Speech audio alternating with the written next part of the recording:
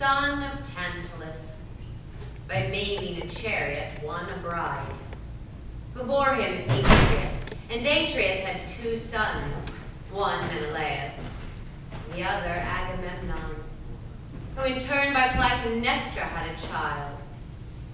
And I and she, Iphigenia. People believe that I was sacrificed by my own father to Artemis in the great pursuit of Helen upon an altar near the bay of Aulis.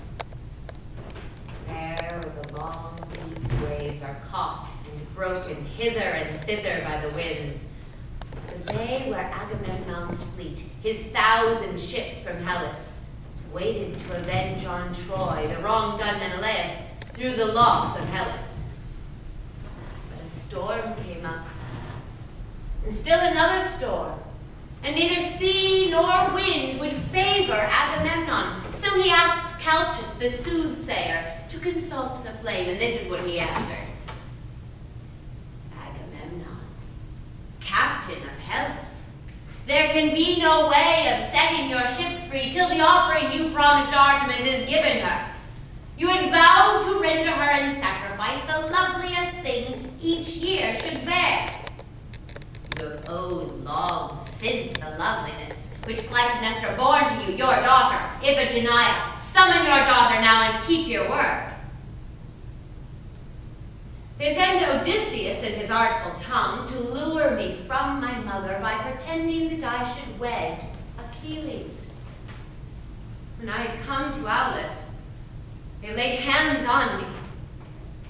The flame was lit, the blow would have been struck, I saw the knife, but Artemis deceived their eyes with a deer to bleed for me, and stole me through the azure sky.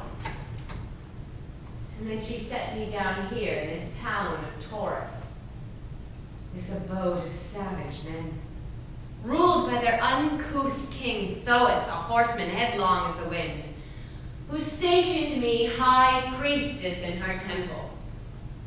And still I serve her on her festal days. Service may seem a holy word. Far from holy are these orders I am bound to obey, never to question. Her command that I must serve to her the lives of foreigners.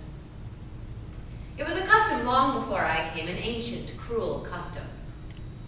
My hands prepare the victims, other hands there in the inner temple spill the blood, which I then pour upon this altar stone.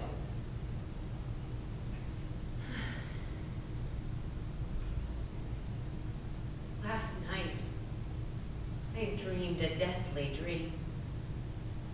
Perhaps the morning will dispel it if I speak it. I dreamed that I was far beyond these seas. I seemed to be at home again in Argos, asleep among my maidens, when a roll of thunder shook the ground. I ran outside, and I watched the house. I saw the coping fall, and the crossbeams stir and heel, break and give way, and the whole palace plunged from roof to base. Only one column stood upright in all my father's house. That one stood alive. A man with bright brown hair and breathing lips. And then against my will, my hand went out as it does toward strangers here condemned to die, and touched his forehead with this fatal water. And with water of my tears. Because I knew the dream was of Orestes and his end. The pillar of a family is the sun. This water is the certain sign of death. It could not mean my family next of kin, Strophius. My uncle never had a son.